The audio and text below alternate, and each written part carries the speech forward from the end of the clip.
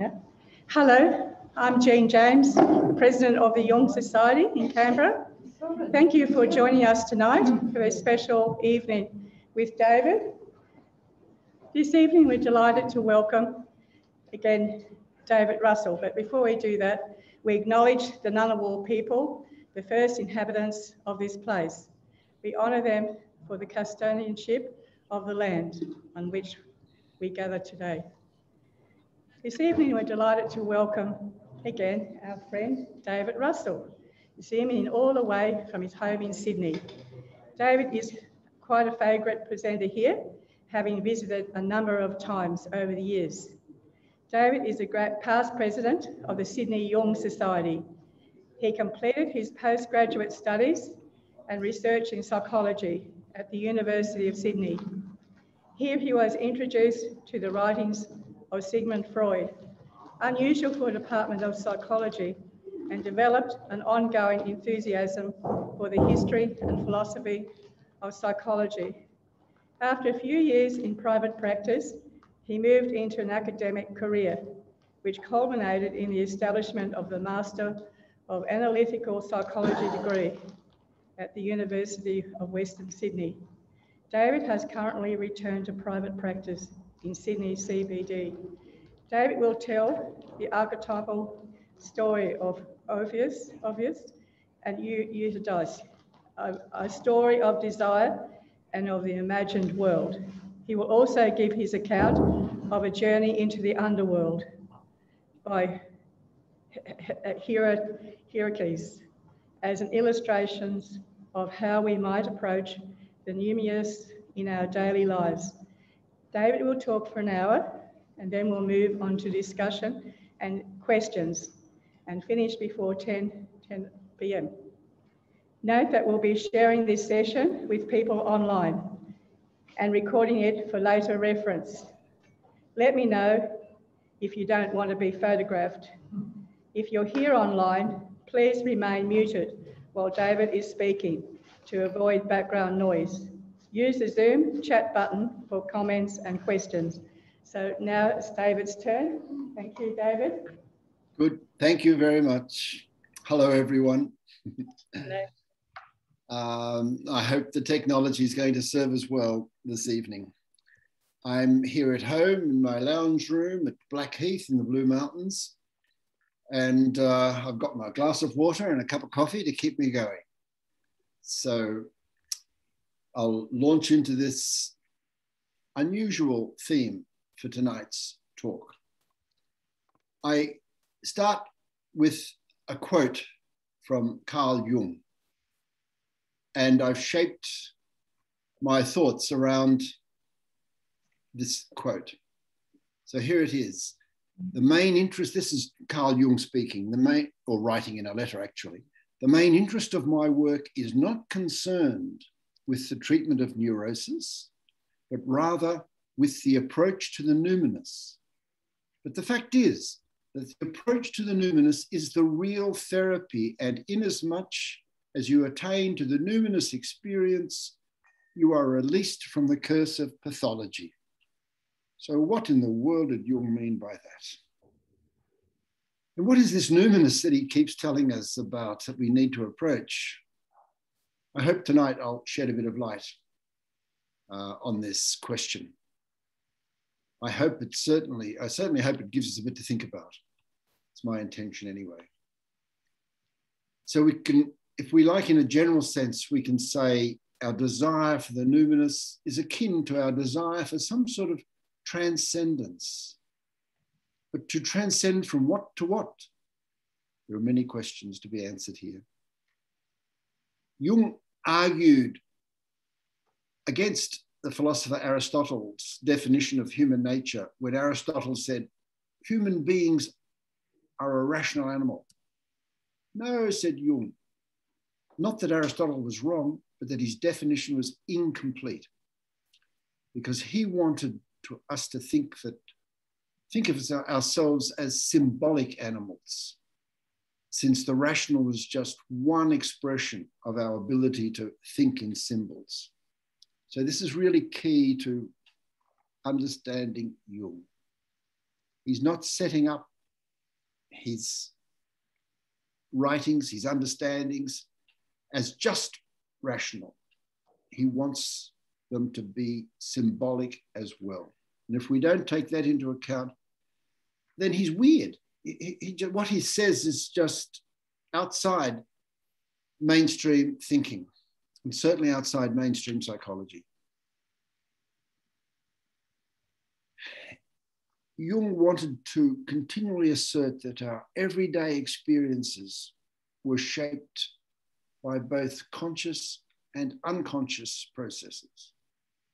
So again, this is critical. Our everyday experiences shaped by both conscious and unconscious processes. The rational approach to life, if that's the only approach we have, is conscious, just conscious. Jung was saying not enough, not enough. He wanted the dynamic link of conscious and unconscious processes.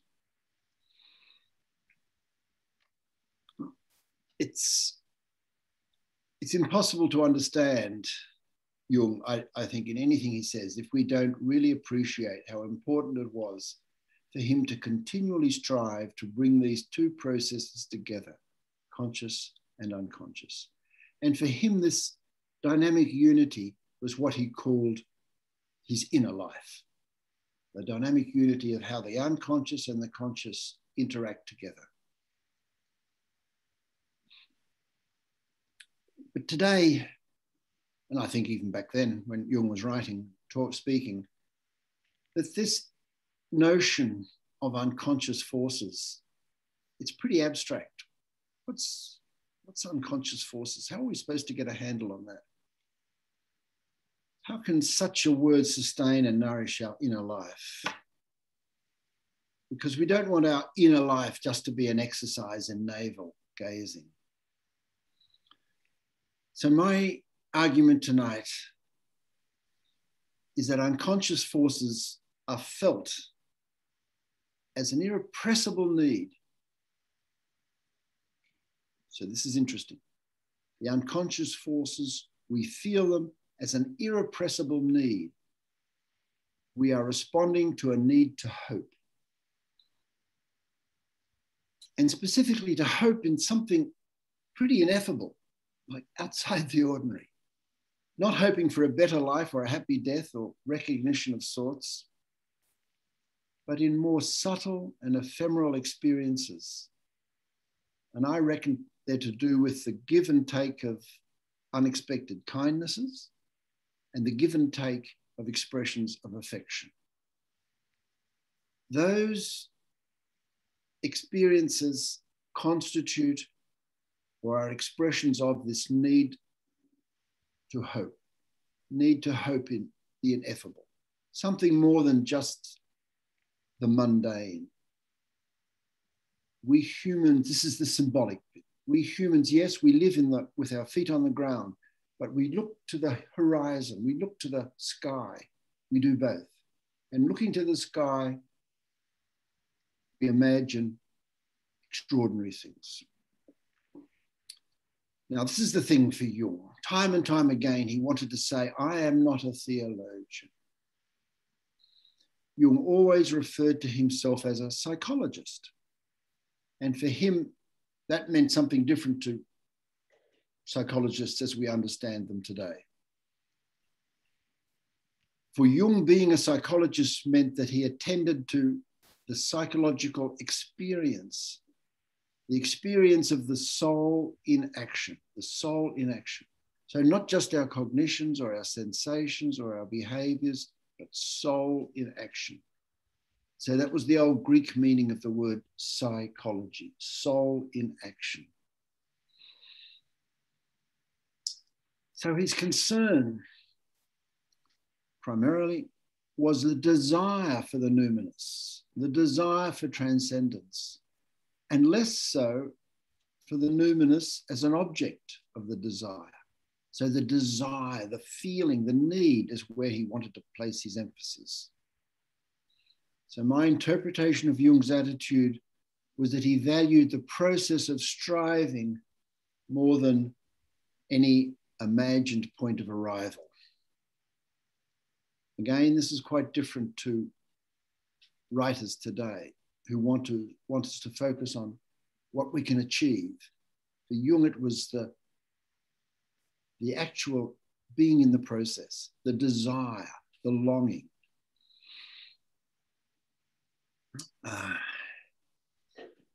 So placing the approach to the numinous at the center of our way of thinking and feeling and behaving, this is what we have to do.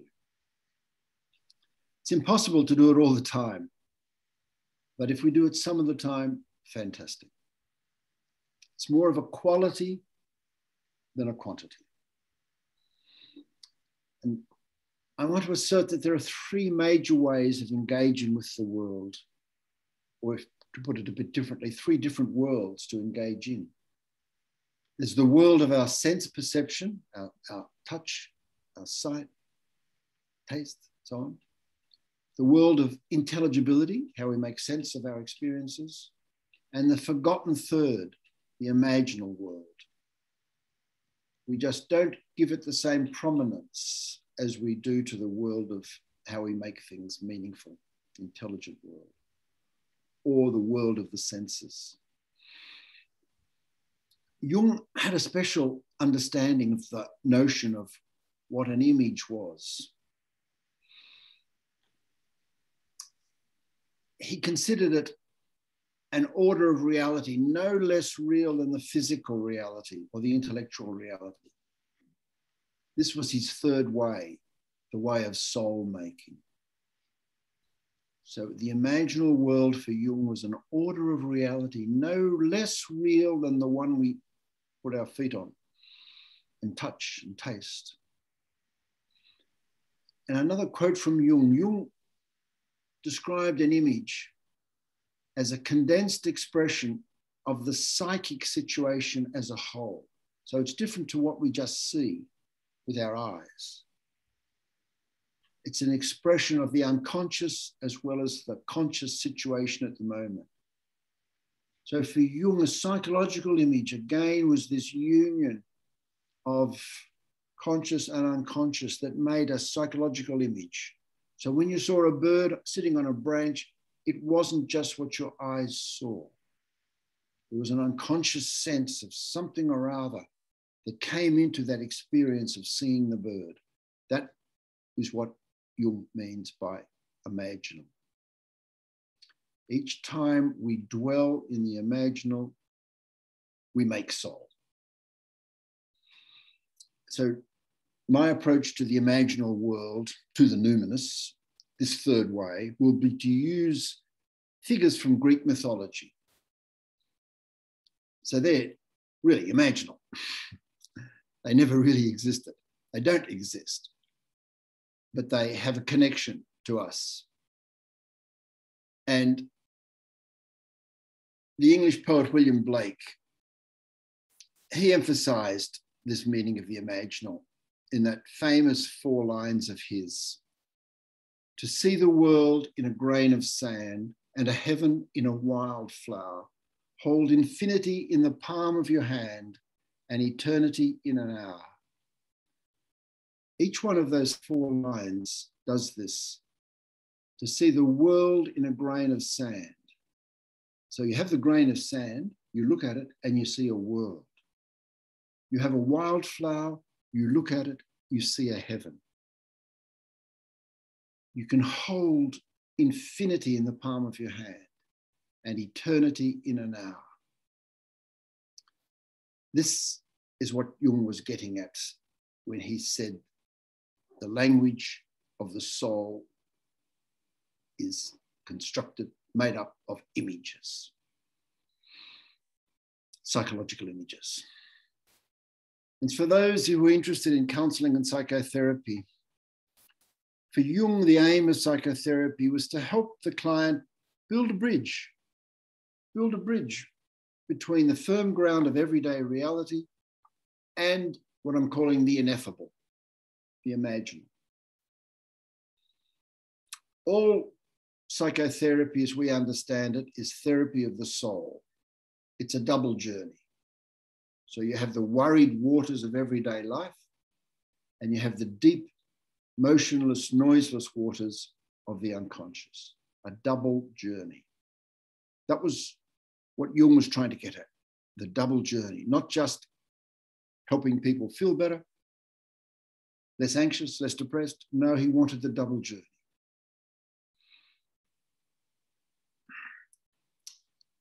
We humans in our daily life, we know that things go wrong and they go wrong again.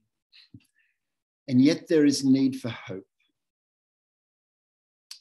And I'm calling it an irrepressible need to hope. An Irish poet this time will help me get the imagery. It's a little more,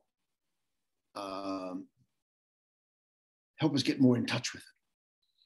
And so William Butler Yeats describes this process of being a human being when he says the words, "And what rough beast its hour comes round at last, slouches towards Bethlehem to be born."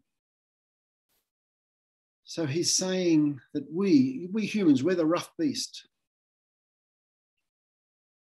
And our hour comes round at last when we recognize our life, our place, our meaning in life. And here we are, we don't march triumphantly towards Bethlehem, we slouch towards Bethlehem to be born. So we're not just treading water in a Jungian understanding of psychology, we're slouching towards Bethlehem to be born. The process of slouching is the dynamic of being engaged.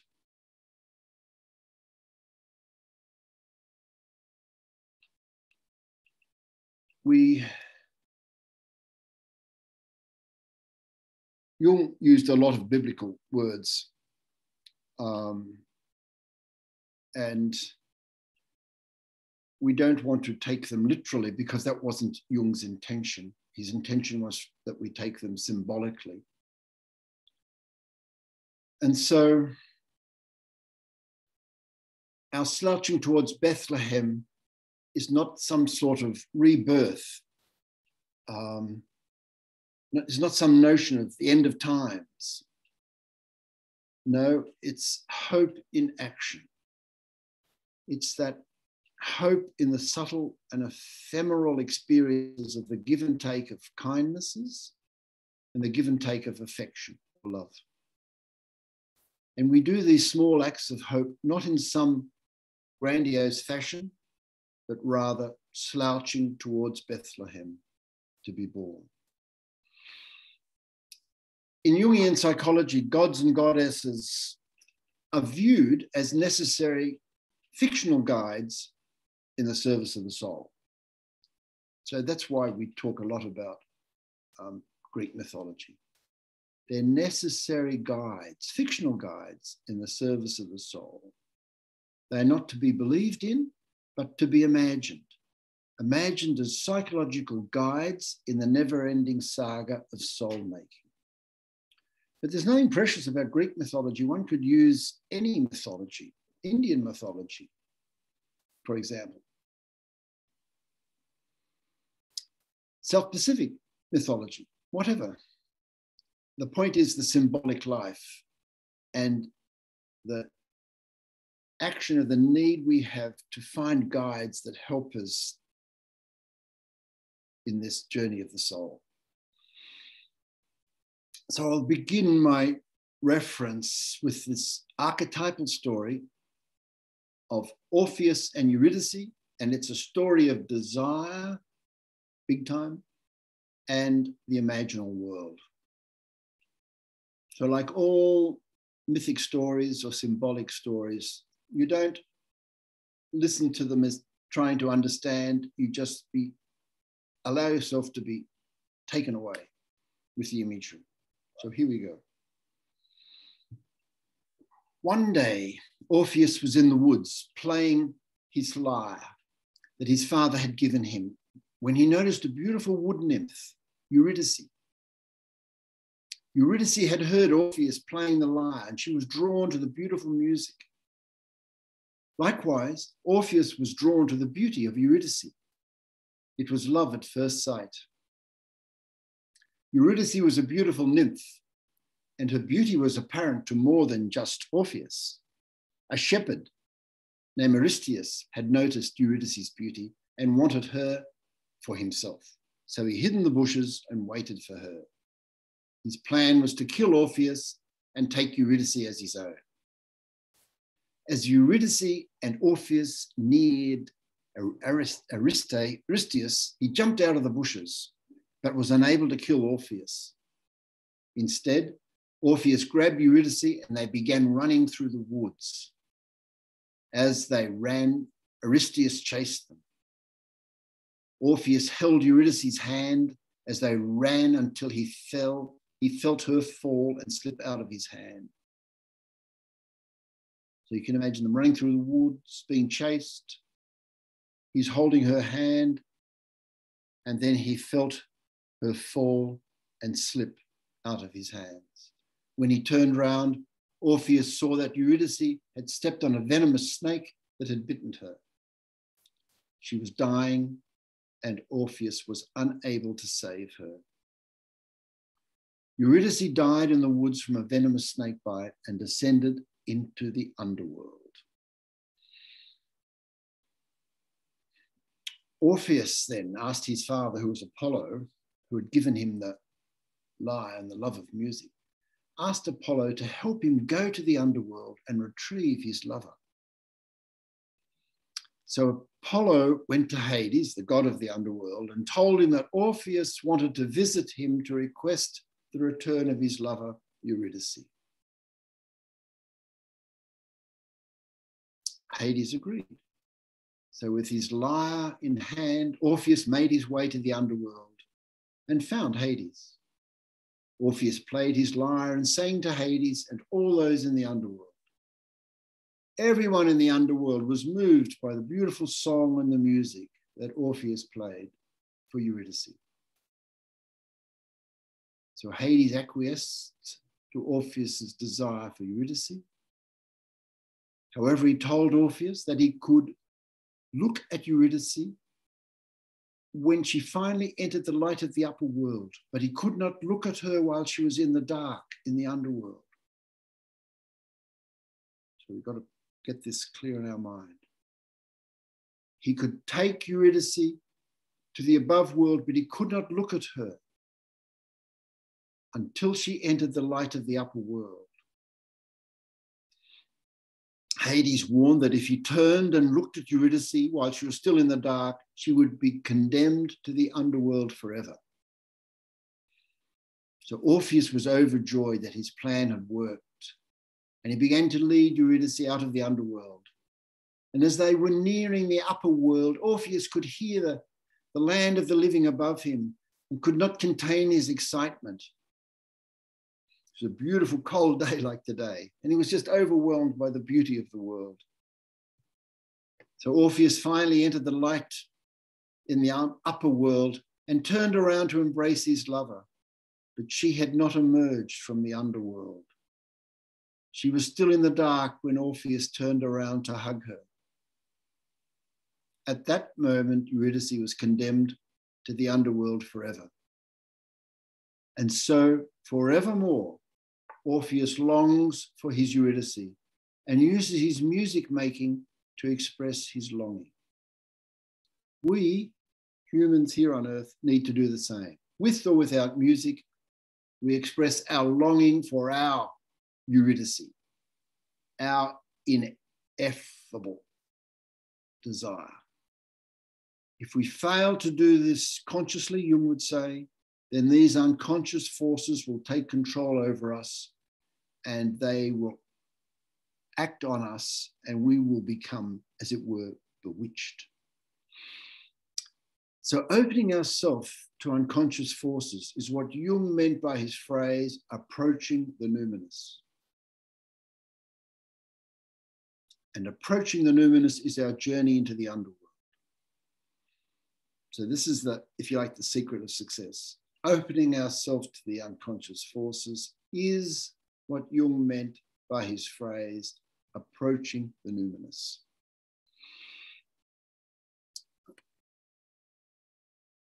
And Orpheus, if you like, is so many operas and musicals and movies have been made about Orpheus and Eurydice. And it's a comment on our human need to long, to be in this state of longing, but not just to be paralyzed, to make music, make art, make gardening, make whatever it is, walking out into nature.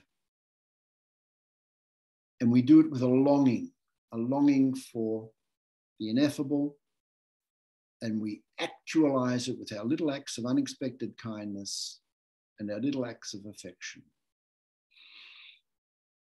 So the next reference to Greek mythology and the underworld is a story I've half made up myself and half brought in other stories from mythology. And I've called it Herakles at the Gates of the Underworld. Now, I've given Herakles a female gender, not Hercules, which is what the late Greeks and the Romans called this human god figure. Herakles. And my reason for this is that the word Herakles means the glory of Hera. So in more ancient Greek mythology, we had Herakles, the glory of Hera. Subsequently, when things got a lot more patriarchal, Herakles was changed into Hercules, the hero. But the original meaning of Herakles, and for that matter, Hercules, was that they were the hero who was between us mortals and the gods. The sort of person who could bridge the difference between the mortals and the immortals. So here's the story of Herakles. She just had her 14th birthday.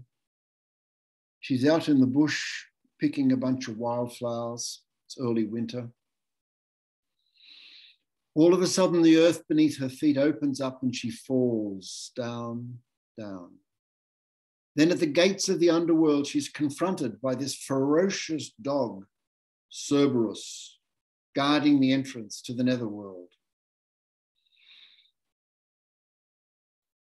At the feet of this ferocious dog is a perfect pearl in the shape of a teardrop and the size of a golf ball. But Cerberus is a monstrous watchdog with 3 heads, all of which are terrifying to us humans. Heads of snakes grew from his back, and he had a serpent's tail. Cerberus devoured anyone who tried to enter or tried to escape the underworld. Herakles was both drawn to and fearful of Cerberus. She wanted that pearl and she feared for her death.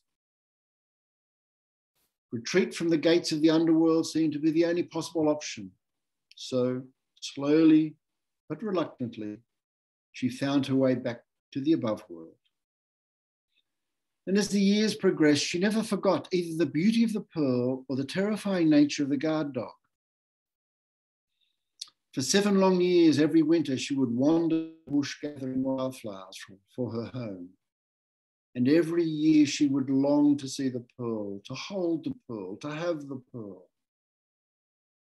Then on her 21st birthday, on her regular walk through the bush, the earth again opened up and down into the underworld she fell. When approaching the underworld, Herakles meets Orpheus. Remember Orpheus? Orpheus is our nature god whose music can tame the wild beasts and delight the inanimate rocks and trees. Orpheus knows about longing. After all, he lost Eurydice when they had just fallen in love. Herakles and Orpheus are, each in their own way, filled with longing. Herakles for the divine pearl, Orpheus for Eurydice. Orpheus with his lyre, his music and his singing has the power to enchant Cerberus and thus quieten his ferocity. Now Herakles is able to lean over and take the pearl she so desired. In her hands, in her possession, the pearl turns into a nothing. Just as Orpheus lost Eurydice by looking back, Herakles lost the pearl by wanting to possess it. On Herakles' return to the above world, she is now old enough to understand. Understanding is the hallmark of her new relationship with daily reality. It's an understanding and acceptance of human experience. So it's deep understanding. It's understanding that is comprised of the desire for the mutual shaping of love, the desire for stability, the desire for companionship. These three things make human experience what's so important to us. The mutual shaping of love, desire for stability, desire for companionship. And the key word again is desire, desire, desire. It's not that we get there always, or that we are not satisfied until we do. The story tells us that the story of Herakles, she got the pearl, it disappeared. Then she came up to the above world. What she got was understanding. So the dream of acquiring the pearl of unspeakable beauty remains and is now a source of motivational energy for her. She can get on with her life, desiring love, desiring stability, desiring companionship, but not needing the pearl.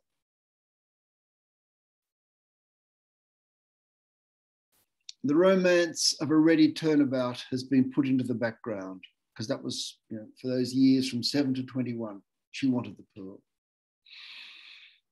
The belief that love, especially love as a romantic idea, has long gone. It is the doing of love, the fashioning of stability, the making of companionship that now makes the difference. We know of this experience of Herakles because it is our experience. This is where the myth becomes our reality. We have to learn that desire is the key theme. Desire for these human things, companionship, stability, love.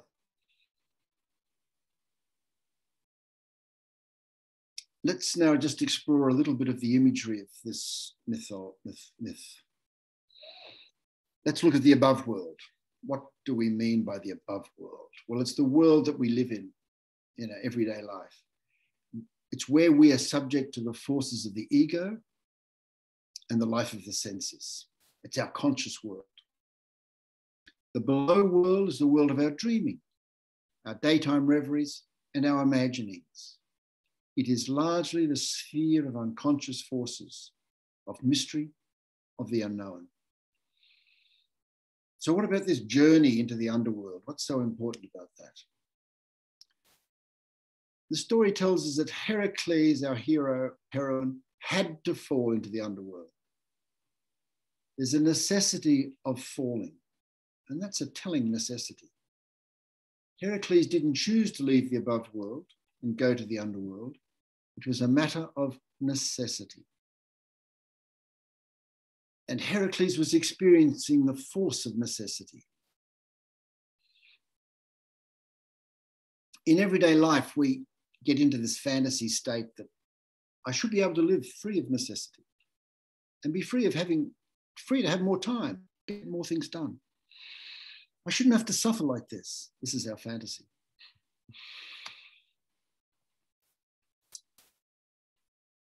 But Jung again, to quote Jung, here he is. He's writing a foreword to actually a book of literature that someone else had written. And he says, it is a psychological rule that when an archetype, like the one we're talking about of longing and of the underworld, of the numinous, when an archetype has lost its metaphysical grounding, it becomes identified with the conscious mind of the individual. which is influenced and refashioned in its own way by the ego. And since the archetype always possesses a certain numinosity, the integration of the numen generally produces an inflation of the subject. So we get a swelled, if we forget about the numinous and the mythological story, and we just want the archetype, we're going to get a swelled head, and we're going to be in a big dilemma with our ego. We're going to be in trouble, capital T trouble. And our whole society today has gone to the rational mind, and it's led us to think that we should be masters of our personal universe. The implication is if I don't have sort of control over my experiences, then I must be going mad. But Jung went on to say, after that last quote, that our mental sickness is somewhat a consequence of the success of the Western mind. How about that? Our mental sickness is somewhat a consequence of the success of our Western mind.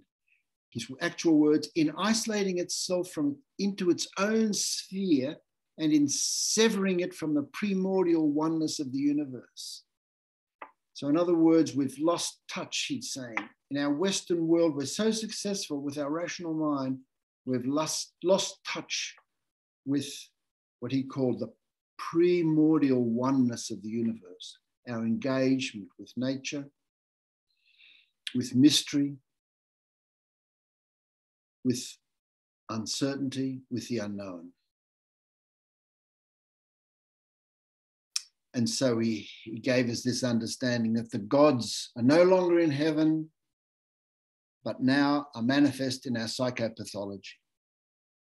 That our gods express themselves through our depression and our anxiety and whatever else, our addiction. The gates of the underworld, what are they supposed to represent? Well, the gates represent that psychological space between conscious forces and unconscious forces, or if you prefer, the ego and the soul. And it's that difficult space between those two where we often find ourselves. And so the gates of the underworld become a good image for us to be with and to then elaborate in our own mind. What about the guard dog, Cerberus?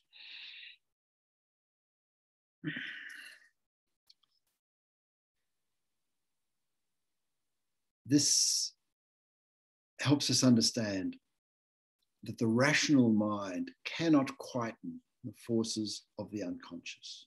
Try as we might to understand what these unconscious forces are doing in our dreams, for example, in our daytime reveries, for example, beyond us. And the guard dog is just saying, no, this is the symbol. The rational mind cannot quieten me. I am ferocious. I am destroying anyone who enters or anyone who tries to exit the underworld. We need to remind ourselves and to accept the unconscious forces at work in our daily life. So in overall sense, the myth is telling us that there's a certain, if you like, attitude or disposition that is required to approach the numinous. An attitude of inquiry, of openness, of questioning. What is my soul asking of me? How do I make soul from my dream life, my reveries, my imaginings? An inquiring attitude. We know that approaching the numinous is not some sort of fantasy or idealization. Jung is not implying magic, some sort of sleight of hand. And very interestingly, he doesn't give us much guidance. There's no 12-step program. He's virtually saying, you just can't do it. You just can't actualize the drive, the insatiable longing. You have to find your own back door. And Jung devised his own with his painting of the mandalas and his active imagination.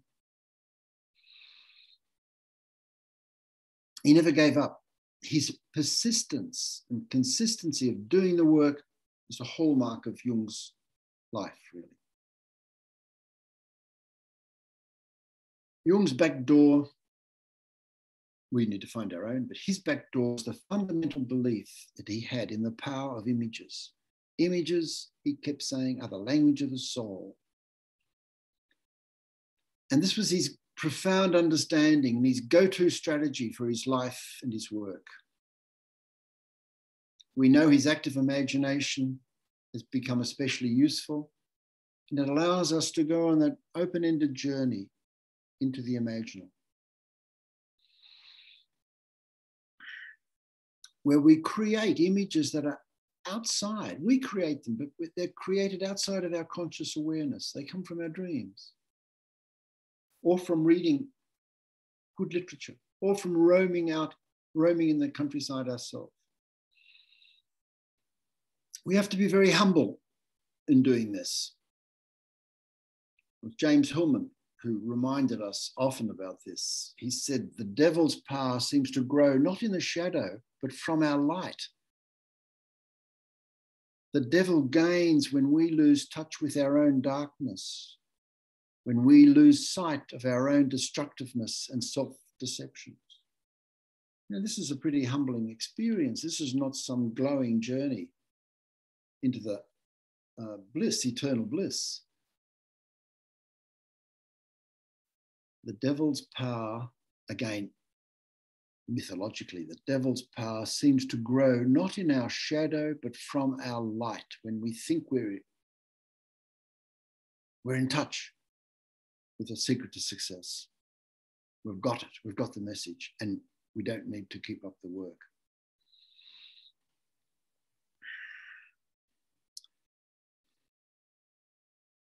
Jung wanted to remind us that there's a hell of a difference between perfection and completeness. And what he meant by that was completeness was the sense of integration of mind, body, spirit. Perfection, well, the angels can pursue that, not us. It's an ego project. We've got to watch all the time that our reading of, say, Jungian an ego project in itself.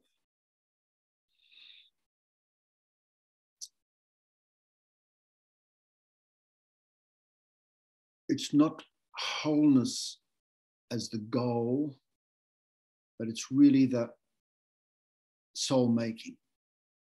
When we are in psychotherapy or counseling, we work soul to soul,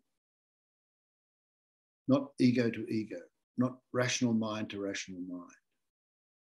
And Jung's words were, psychotherapy is an encounter between two psychic spheres confronting one another in their totality.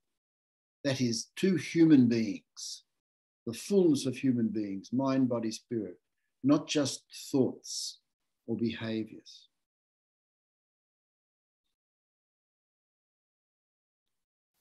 For Jung, and he keeps reminding us, a technique is always a soulless mechanism. Our unconscious drivers are always there, knowingly or unknowingly. There was Jung's working assumption that the psyche is whole in itself. The wholeness is present there at the start. And his words were, we must not succumb to anything at all, not even to good. We must be aware of thinking of good and evil as opposites. Psyche is whole. Ego seduces us to seek a sense of purpose, the desire for achievements. So in conclusion, for my prepared bit, and then I'll be happy to do some questions. In preparing this talk, I have found myself continually groping for a handrail that will hold me steady enough so that I can be ambitious enough to approach the numinous. Just as Jung said we have to do, knowingly or unknowingly. The poet Rumi always offers us wisdom on our journey. So here's his little 4 lines, the quatrain. Rumi, ancient poet, says, I am so small, I can barely be seen. How can this great love be inside me? Look at your eyes, they are small, but they see enormous things. Only then can I see, to use Yeats's world, the world in a word, the world in a grain of sand and a heaven in a wildflower. Only then can we do that integration. Okay, that's enough for me, my prepared spiel, and now I'm happy to take any questions or comments, reflections.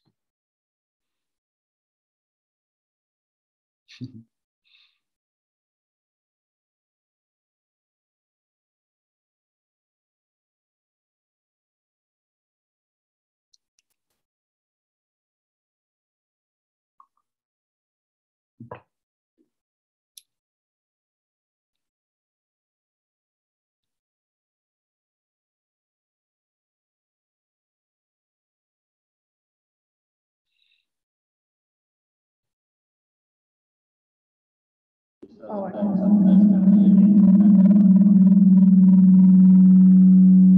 It's pretty spectacular. David, I'd like to thank you very much from the heart and from the soul, and to say it's just been amazing for you to come on the large screen. If it hadn't been for my 70th birthday last year, we wouldn't even know this technology, because we had to bring in a lot of people from the state. So we've been able to bring this, the technology, and bring you here tonight at our meeting room, which is pretty amazing technology, isn't it? So we'd like to open the floor up to questions for you, and thank you very much. It's just amazing, and particularly on a really windy night that we've all been overcoming here too. Thank you.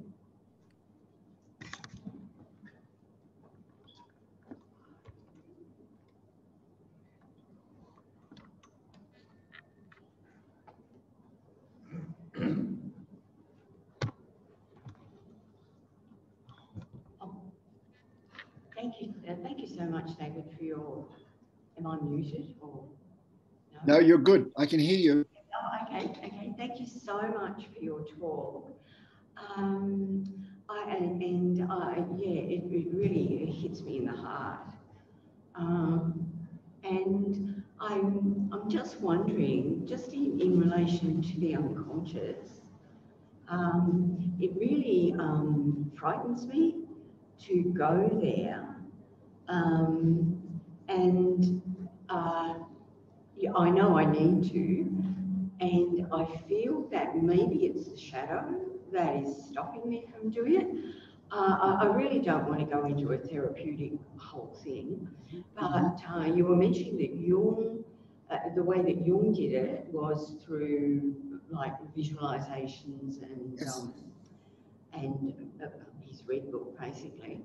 But you know, where do you start when it's the shadow that's stopping you? I don't want to go into it therapeutically. I'm not asking for that.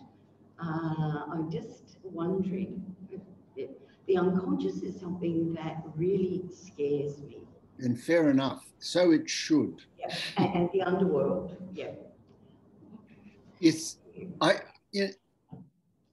The tradition, the Jungian tradition, is to use dream imagery. So you wake up in the morning, a dream has woken you up, something has startled you, and you wake up, but you can remember an image from the dream, or 1 or 2 images. Then you can just write those down briefly or talk them into a recorder, your phone, and that's the start. That's bringing together your conscious life, and your ego, and unconscious material. And then, if you like, your consciousness is led by the imagery. So you might, so let's say the image is a swimming pool, and you and a friend are sitting at the edge of the pool. That's the beginning. And as it were, you take that out of the dream and figuratively speaking, you put it on the kitchen table. And then you walk around it.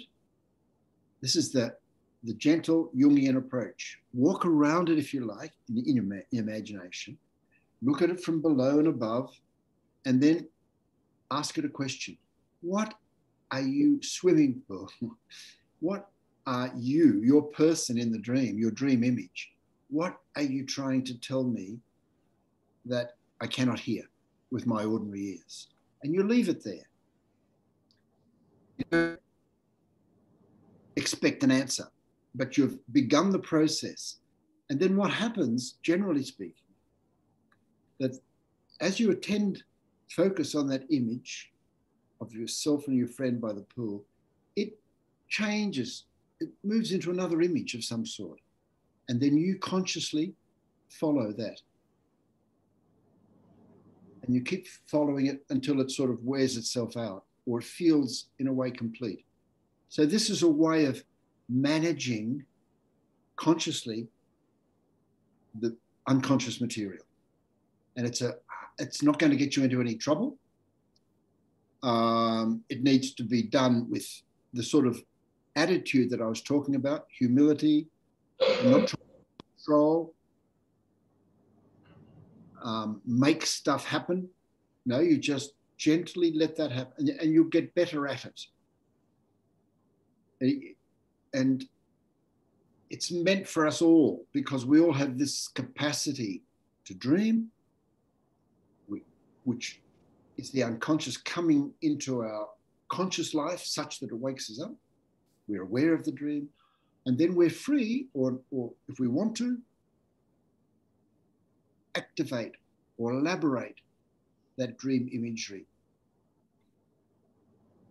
Good start.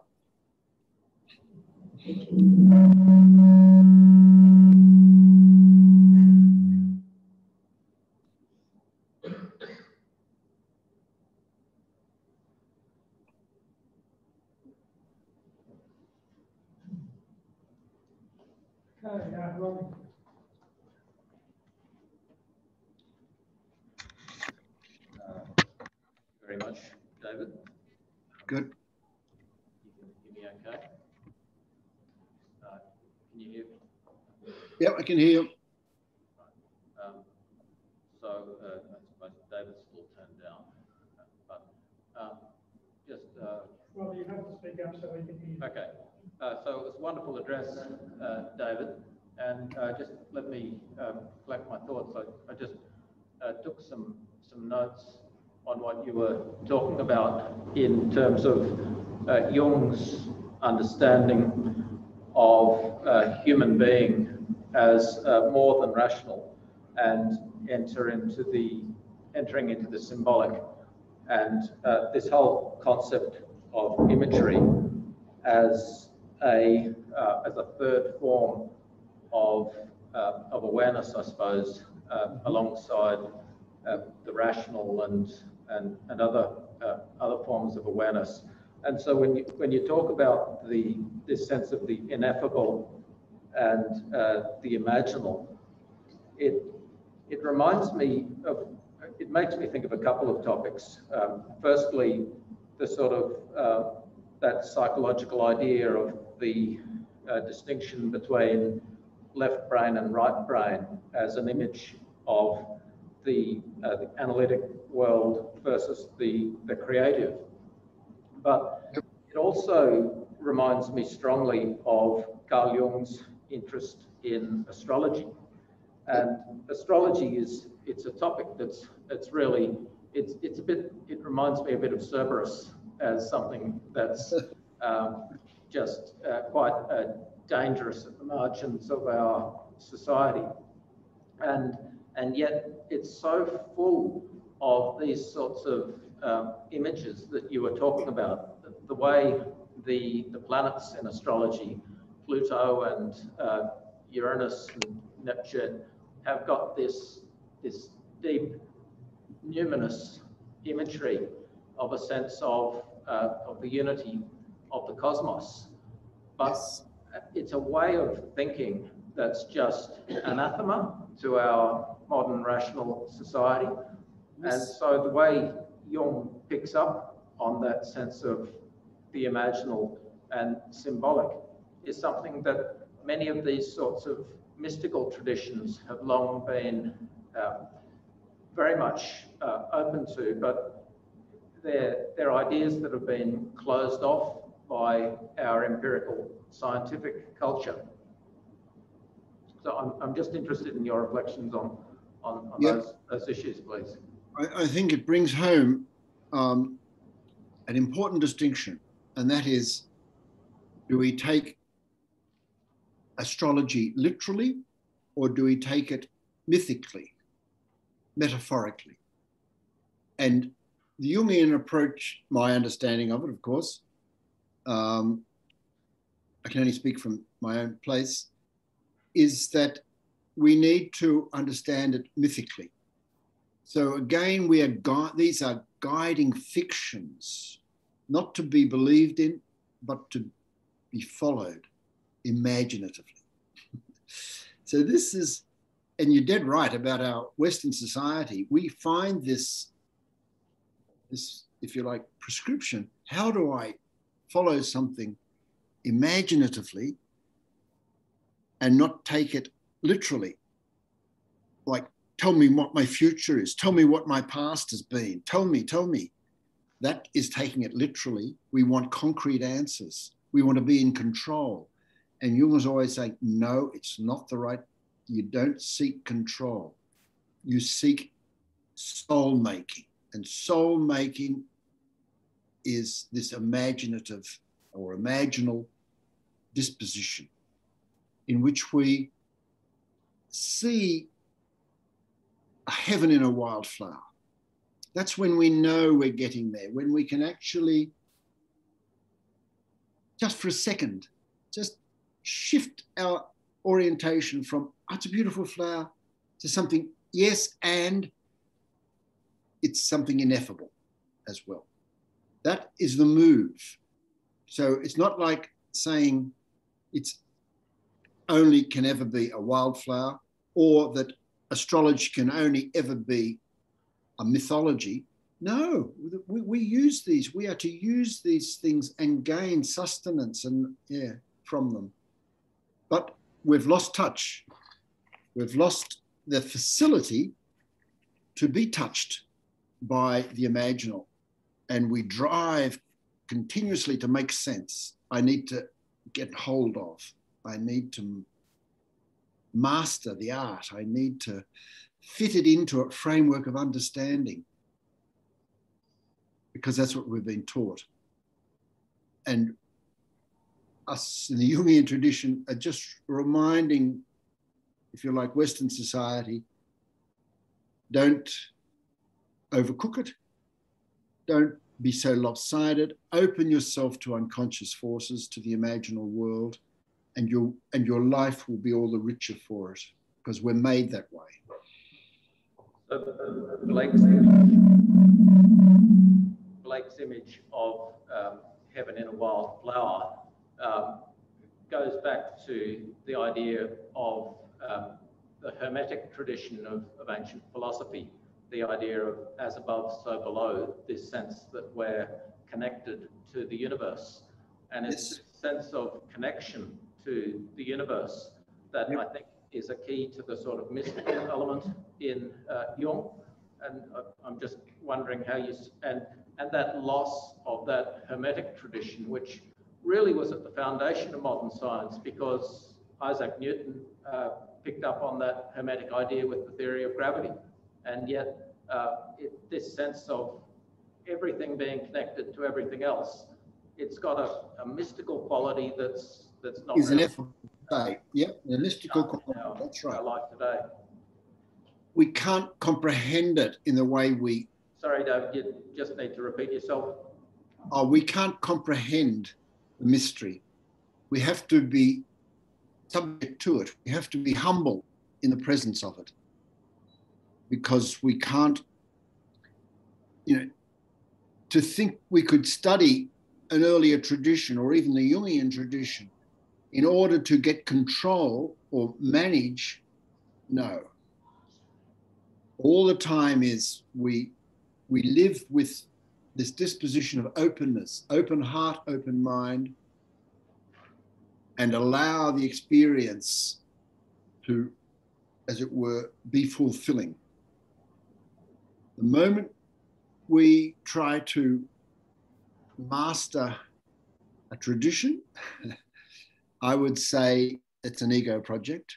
That's fine if we're in a scientific realm, but in a psychological realm, understanding psychology as working with soul making, then mastery is not the name of the game. Competency or whatever else is not the name of not the main game. Mm.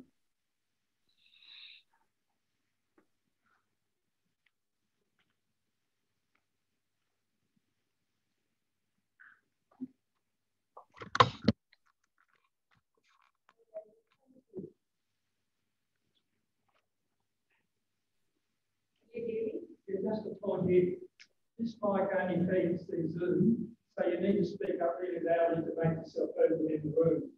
I can't give you the output from Zoom because then we get feedback. Oh, David, thank you very much. That was great. And I guess my only thought is, you know, the importance of doing nothing, it seems, and we don't do much of nothing. You know, our nothing time is filled with social media or it's some kind of distraction, or, you know, it just seems that we don't value nothing time, which is really when you get that default network just kind of, you know, ticking over, and that just seems to be something that we really need to do every day, you know, or if, you know, have down times in the week where we just give ourselves the space, you know, yes, when images come up, you know, because it just, I yep. just find I don't give myself, I used to have a lot of that time, but I don't have much anymore. I think there's an important distinction here to make, and that is, you know, sometimes we just need to let go and abandon ourselves to nothing. And when we go to sleep, for example, is one of those times. Another time is nothing with like a capital N, when we open our heart and open our mind to, this is where the ineffable comes in, to ... That's an act of soul making. That's different to doing nothing. That is the disposition of openness and engagement. It might look like and sound like doing nothing, but it's not. And we need to, I think, stress what you're saying, give importance to this experience of opening our heart, opening our mind. When we open our heart to love, we open our mind to the unknown. And that's an active thing, it's a verb. We open, and we have to do that consciously. We can't do it all the time, but a little bit of the time is fantastic. Every now and then, just to be able to do it is the facility we need to keep polished.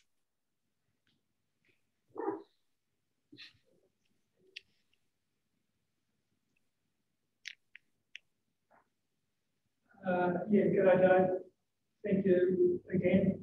I wonder on this line of doing nothing, have you had much experience with young people, even like primary school? We're told all along that daydreaming, you know, is for losers and it's a waste of time and so forth. And, you know, teenagers and the new age people and so forth have gone into meditation, and a lot of us have different traditions who value that.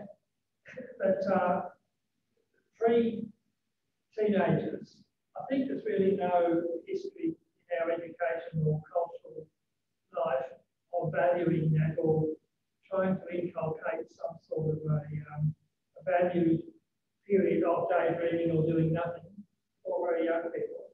I'm wondering if there's any knowledge or experience or theory much of that working way we. Again, I think it's a start. The daydreaming is a starting point. It might go nowhere. We might just stand still and daydream. But if we trust, again, this is trusting the process, trusting the dynamic. You go into the daydream and you let it take you somewhere unknown, and you keep following it for a period of time, like maybe 10 seconds, anything. And that's a facility. That becomes a developed skill. So then your consciousness is taken on a little journey. Short one, but a marvelous one. And that's a learned skill. And not just, the trouble is often, the daydreaming becomes just a matter of small-time fantasy. It doesn't open us, we don't open ourselves and follow into it and learn this skill of imagining as an active soul-making quality. So we need to encourage our young people and ourselves to start with the daydream, start with an image that comes through the daydream, and then actively work with it. Actively work with it to make soul. So that there's some sense of moving towards heaven in the wildflower, moving towards a Bethlehem of sorts, moving towards infinity. That is the dynamic that Jung and Freud, for that matter, were trying to assert when they called their work depth psychology or dynamic psychotherapy. It's the dynamic, it's the desire, the energy that comes in the movement, not in treading water or going into a zone of just daydreaming. So encourage little kids to play with their toys, play with their dolls, little cars, and encourage the bigger landscape, not to poo-hoo their activity as being a waste of time, because it's active. The trouble with a lot of the games that are available today on the screen is that they're too passive. They don't do that active soul making. They are just always starting points. And the imagery is created for you. The drama is created for you, more or less. And it's not that opening your heart and opening your mind, which is what our desire is.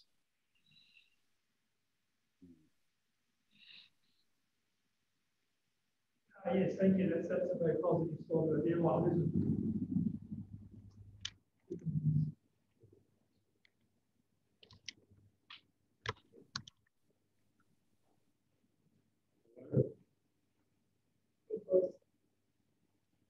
Thanks very much for your talk, David. I see my own interpretation of the start of the talk is parallel worlds, conscious and subconscious, connecting with each other with images and visualization and so forth. Yep. But within the two worlds connecting to each other within ourselves. Yep. Yep. So you gave that much importance.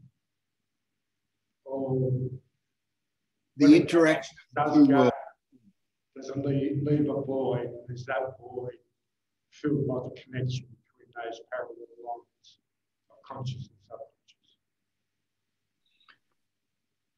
My understanding of your question or your statement too is that we often keep the two worlds a bit too separate.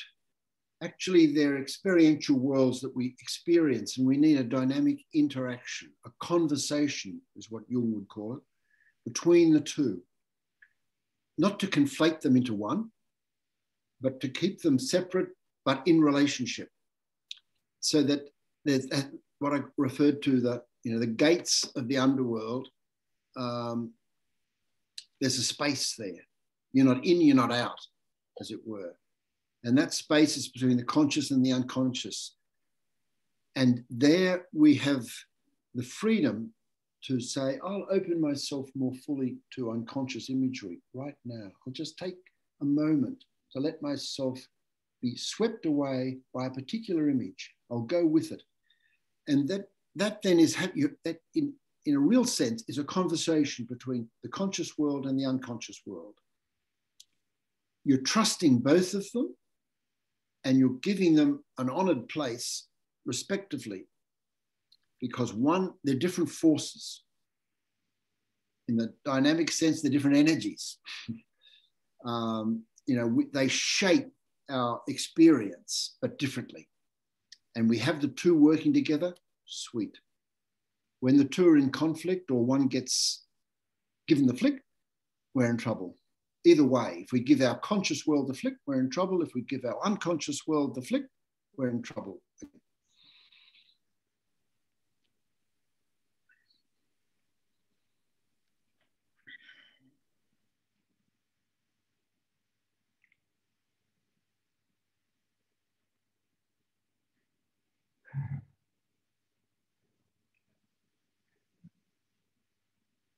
I'll ask another question. Provider, the Cherry. David, thanks. Yeah. I was interested in the David James Hillman quote about the devil finds not from in our shadows, but from our light. Now, I want to ask you to speak on behalf of James Hillman, but I wonder if you could say, mindful of the fact that we don't want to be here necessarily until breakfast time on this question. We don't. Your idea of the devil, wherein lies the devil in our Western society? James Hillman, one of his characteristics was that he went into this extreme place with his language and imagery.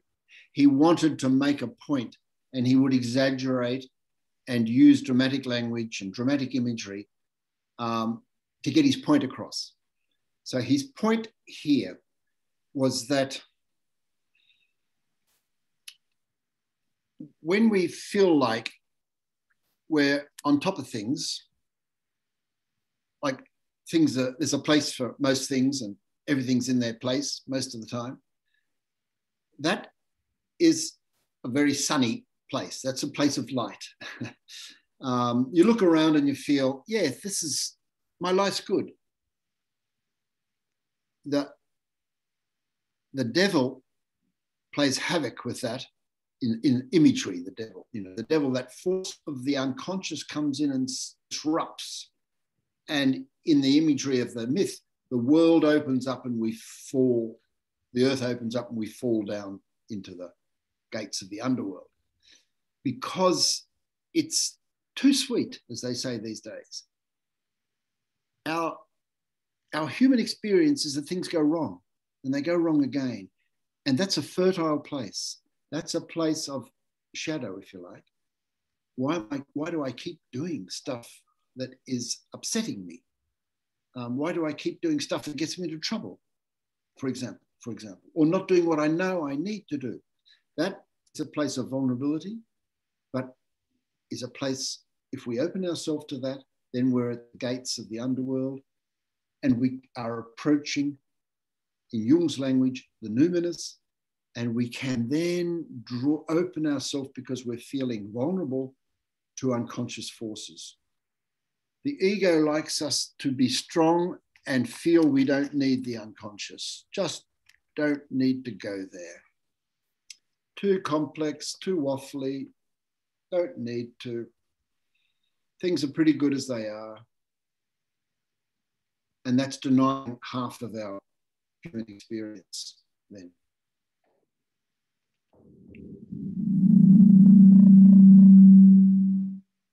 Yes, thank you. John.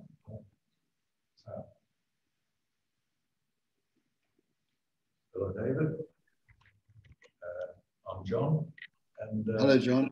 the question about conscious, unconscious, to what extent is that unconscious peopled by this whole string of generational, our long history of forebears that influence us without us even realizing it or taking account of it. Thank you. Yes, yes, a very grand question, and of course it is to a great extent. But how in the world can we comprehend it? I don't know. I think we just sit humbly in the presence, knowing that our ancestors have been before us, and that our experience is largely shaped by their experience. That what we have gloriously called our free will these days is shaped by thousands of years of humanity, both Homo sapiens and other humans, our cousins who were humans but weren't the sapiens type. They're there too. They're shaping our daily experience. And we can only sit humbly, as I say, and acknowledge that if we try to get a handle on it and hold that handle very tenaciously, then it becomes an ego project again. And so I think it's just one of those wonderful things where, again, if we sit in nature and we bring that recognition that we are the outcome, if you like, of thousands of years of ancestral work, experience, literally experience, shaped by their prior generations' experience. It's pretty, it's holding infinity in the palm of your hand then. It's the stuff of poetry, if you like, the stuff of dreaming. But we can't manage it as if it was a garden plot or a book to read.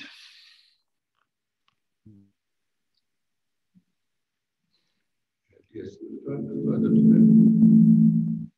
to that point, I was writing about my life and biography. Further to that point, I was writing my autobiography, and I realized that instead of the pronoun I that I used throughout, I should say we, when I considered all that influence of all these words that did these things. Yes, I like that. That's right. Very accurate, very accurate. David, my name is Mary, and so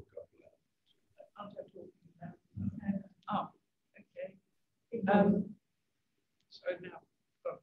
okay. I used to conduct a lot of workshops on personal power and control. Okay. Okay, my question is, I used to give people creative visualization exercises in which they automatically receive messages from the higher consciousness or the subconsciousness, whatever people are comfortable with. And I wonder if you equate that to daydreaming, because it is an imaging and you're not asleep, but they do have powerful messages, as in a dream state. Yes, I think what your workshops were opening people up. You were inviting them to open themselves up to unconscious forces. You offered the invitation. Some accepted that invitation more than others, but you created a space, a fertile space for them to engage and elaborate their imagery. And there's got to be unconscious processes shaping those experiences because of the manner in which you conducted the workshop. Yep. Now, do you equate it to daydreaming? No, daydreaming, I think, as we generally understand it, is an equivalent to sort of standing still. It's not moving adequately into the action phase of the dreaming. You know, Jung's notion of soul making, it's a verb. And so daydreaming is while we can just allow ourselves, as normally understood, the daydream, we just allow ourselves to have a moment apart from the busyness of the world. But we're not using the dream material in a way you were using it in the workshop. You were allowing people to go and follow their imagery and elaborate them.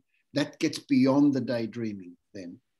That's getting into what Jung called active imagination. Yeah, the language gets mixed up because you use the word dreaming in different ways. Yeah. Thank you.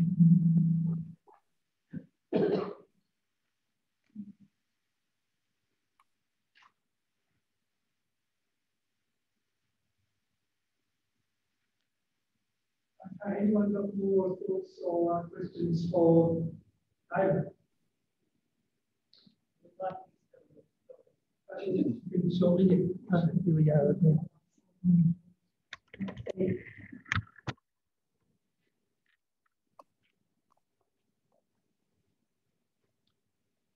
So, David, one of the themes that Carl Jung picked up that relates to these ideas is the importance of non-Western traditions.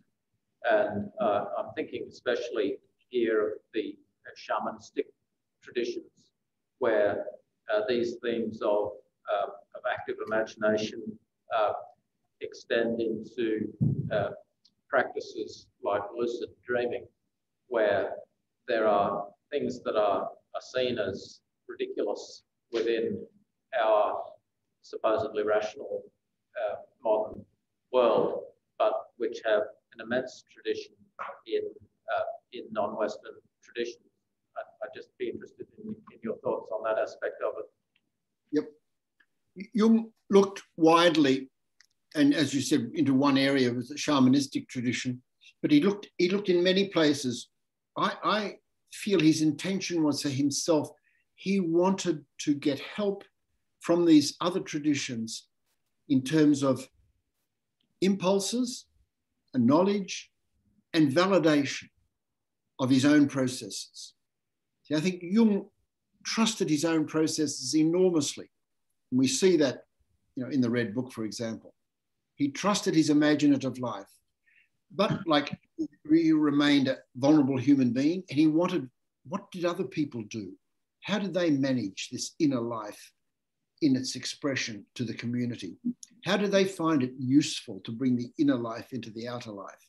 And so he studied the traditions, I think largely to validate his own belief in himself and the way he did it for himself, because I think his psychology was essentially for himself, about himself. And as far as that be put forward, other people could say, yes, I'll do something similar to what Jung was doing. And so we can say the same thing now. I can do something similar to what the shamans were doing. And I'll see if that validates my own inner life experience. It's that bit that's critical. We all need to trust our own human experience, especially that internal experience. And then we look for ways of validating it, sort of getting a sense of its truthfulness, validating it. And we'll look in different places.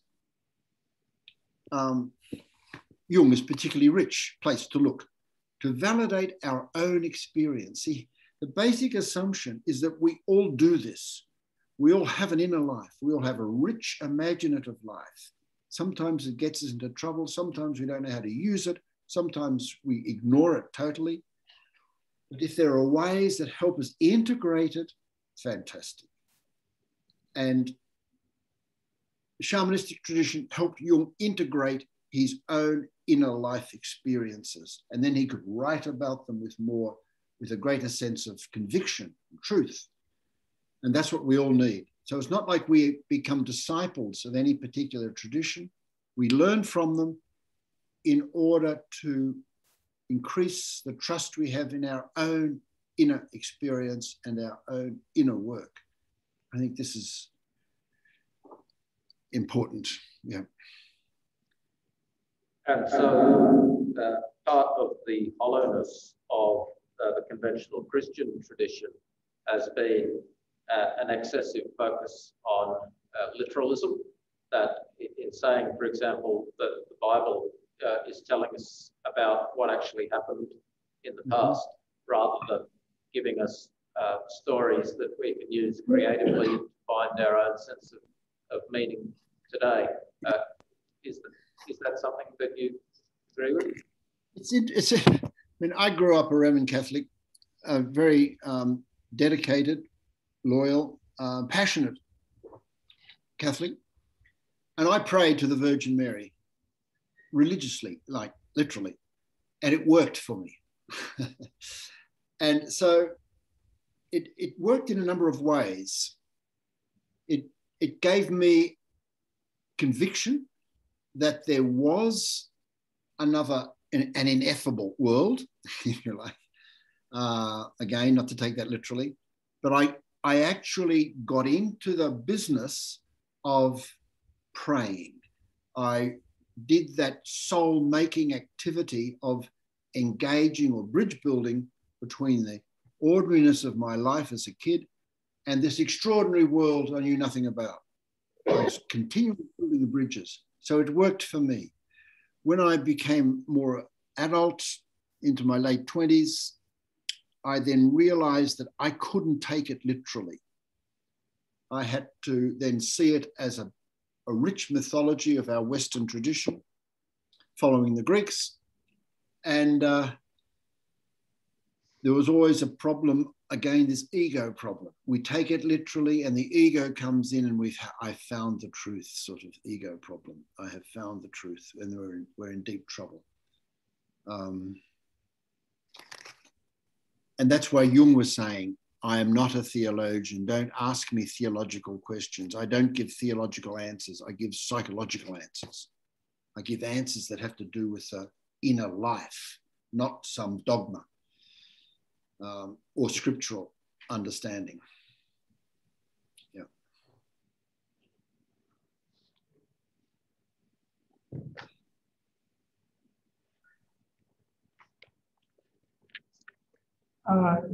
Yeah, perhaps we should be just about finishing up.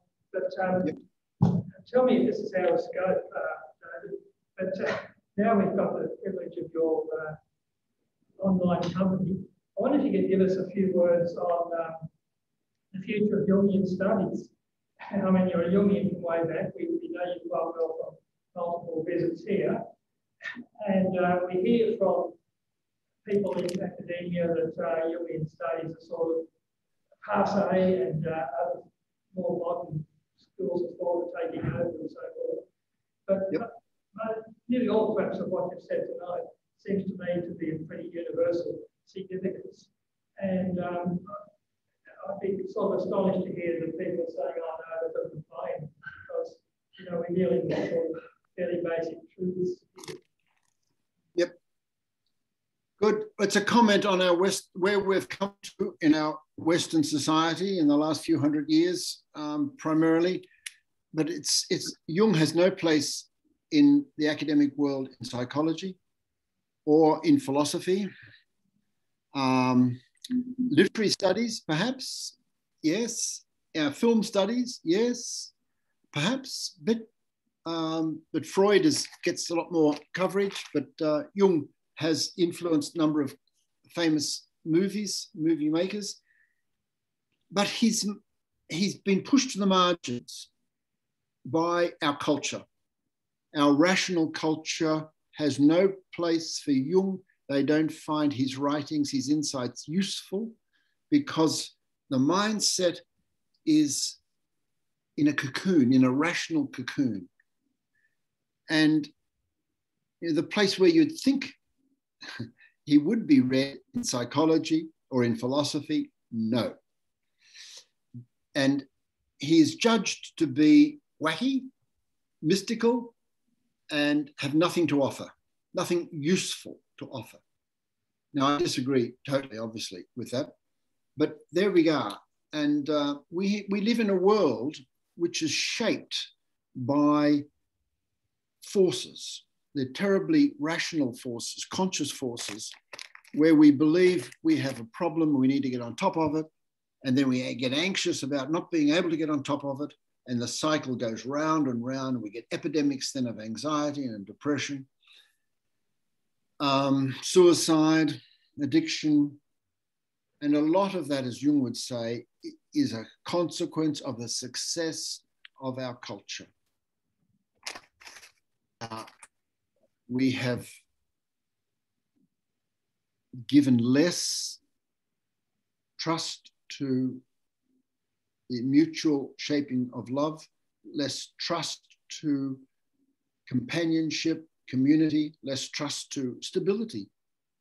We're hungry for more knowledge, for more wealth, more happiness, and it gets us into big trouble. And so what Jung was on about makes him countercultural, counter our culture. He's a voice in the wilderness, but he's still there. And I believe he always will be there. And there'll be times when he'll be sought out again and reinterpreted again.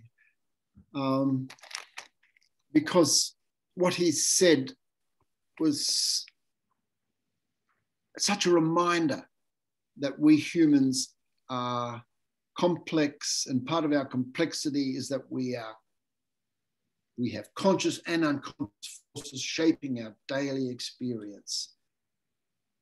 And how do we work with that? And in the clinic, my experience is, yes, if we ignore unconscious forces, all our work is half-baked. But that's my bias. Yes. Could we have one more contribution here from Sean? Hi, David. Yeah, I'm not very clear on this. It's not really a question, but just on that last response you're giving to Robert. You know, people want an answer to the nature of reality, and people who accept secular materialist scientific worldview can only take that as being the answer, whereas people who don't accept that, you know, are going to kind of perhaps take religion literally, or, you know, it seems very hard to accept science and also realise the importance of doing some work, or the importance of what you're talking about, not literally accepting all these things, but symbolically accepting these things as being processes that we need to uncover to sort of integrate. And I just think it's very hard for people to reconcile the different ways that reality can seem. It seems there isn't one truth. You know, we want to believe there is one truth, but it seems there isn't, and it's hard to. You know. Yep. Dead right, Shauna, dead right. I can only agree with you. We today are convinced that there's one reality. The one reality is the one we touch and see and talk about, and that's it. And we've convinced ourselves that largely, and it gets us into big trouble. I agree, because my experience is, as is yours, I'm sure, there are multiple realities, and we need to be, as best we can, fluent with as many as possible, because they're our realities. They're part of human experience, us human, Homo sapiens experience. Okay, that's good. I think I should finish for the night. Thank you very much, David. It's been absolutely fantastic tonight. I'd like to give our appreciation.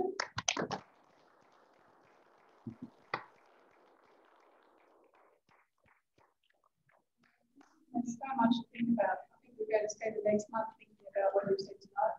So thank you again. And I'd like Good. draw this to a close. You're very welcome to come and have a cup of tea with us, and because we've got some nice goodies for you to have before you leave tonight. So thank you for all coming. I know it's been a big night tonight, and it's been just wonderful having David here with us on the big screen. Thank you. Thank you. Thank you. Yes, thank you, David. We'll look forward to seeing you in this or some other form along the way as we have in the past. Okie dokie. Okay, bye-bye now. Okay. I'm leaving. Bye-bye. I was going to say, Before we're going to sing that. well, first of all, finish. No, finish. No. Yeah, but I just want to say. Okay. No, I just wanted to say one thing, that the Melbourne group, the Jungian Society, do believe in Jung very strongly, don't they, Trish? Trish and I are doing a psychology course with Melbourne online, and it's just been great. And they're very much alive with the Jungian concepts. So it's just good to be part of that. Yeah. So if anyone